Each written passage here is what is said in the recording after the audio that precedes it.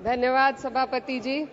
मैं सबसे पहले दाद देना चाहती हूँ इस बिल के टाइमिंग की कि अभी ईद की रौनक बुझी भी नहीं थी और हमारी जड़ों पर एक नया फरमान लाया गया।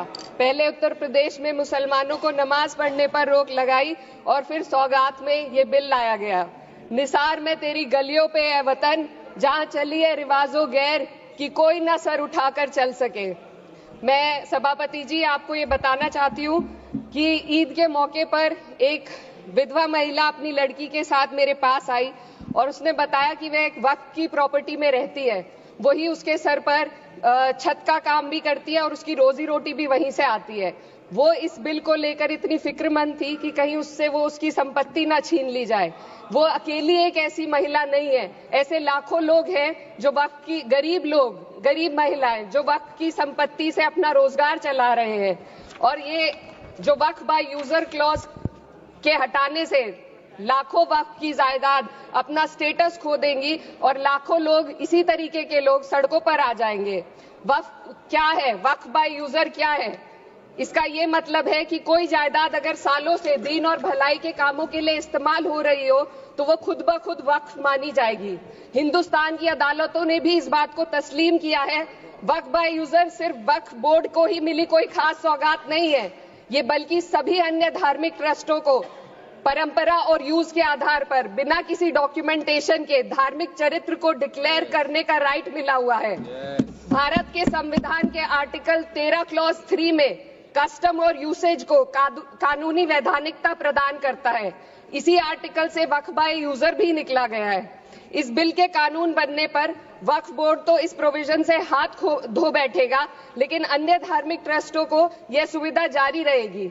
इससे भारतीय संविधान के आर्टिकल 14 और 15 का सीधा उल्लंघन है, जो धर्म और जाति के आधार पर भेदभाव और कानून के सामने सभी की बराबरी पर जोर देता है।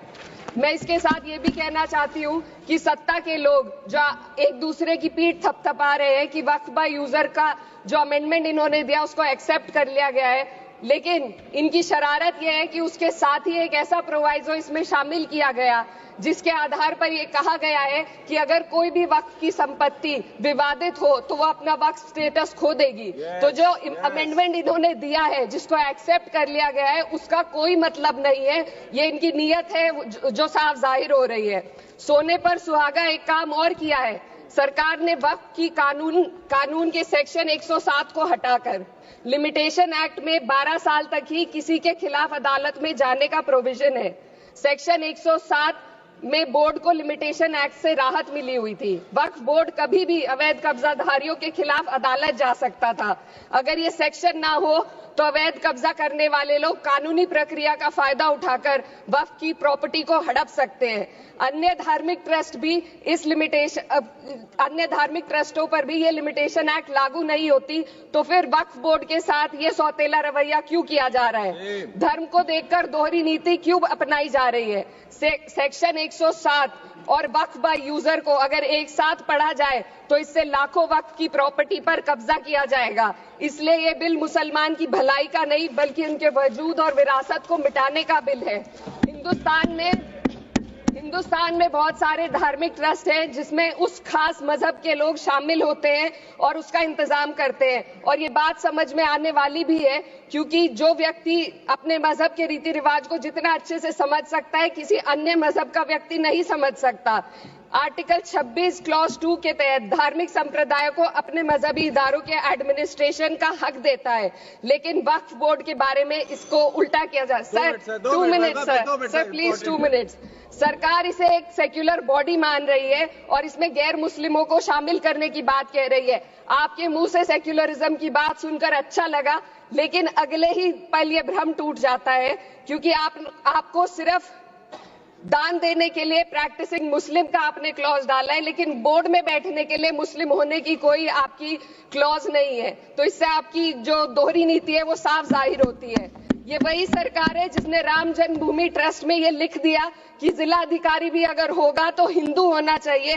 कोई मुझे बताए कि वहां पर सेक्युलरिज्म का रस क्यों नहीं घोला गया? सर आखिर में मैं अपनी बात को खत्म करने से पहले महिलाओं का मुद्दा बार बार उठाया जा रहा है। सरकार का कहना है कि बोर्ड में मुस्लिम महिलाओं को रिप्रेजेंटेशन देंगे।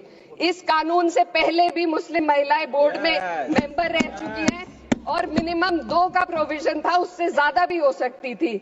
सर, मैं ये कहना चाहती हूँ कि सरकार ने महिलाओं के लिए ऐसा कौन सा नया काम किया जिसका ढिंडोरा सरकार का हर सदस्य पीट रहा है। इस बात की तायीद अगर आपकी तरफ से कोई मुस्लिम महिला करती तो हम उसका यकीन भी करते, लेकिन अफसोस आपकी इतनी लंबी कतार में एक भी मुस्लिम महिला नजर नहीं आती है। सर, मैं खुद एक मुस्लिम महिला हूँ, मैं सिर्फ एक मैं माइनॉरिटी महिला हूँ। इस सदन में हम सिर्फ 2 महिलाएं हैं और उस नाते से मैं ये बात कहना चाहती हूँ कि इस बिल के माध्यम से मुस्लिम महिलाओं को कुछ नहीं मिल रहा है, ये हमें कुछ नहीं देना चाहते, सिर्फ टोकनिज्म हमारे नाम पर बनाकर एक नैरेटिव मीडिया में चलाना चाहते हैं। तो ये बिल मुसलमान की भलाई का नहीं, उनकी पहचान को मिटाने का है। सर, अंत में मैं बस यही कहना चाहती हूँ कि कागजों की कैद में बस नाम रह जाएंगे, वो जो हमारे थे सिर्फ दावे में रह जाएंगे। इस बिल के द्वारा मीठी ईद के जायके को कड़वा करना, यही असली सौगाते मोदी था। बहुत बहुत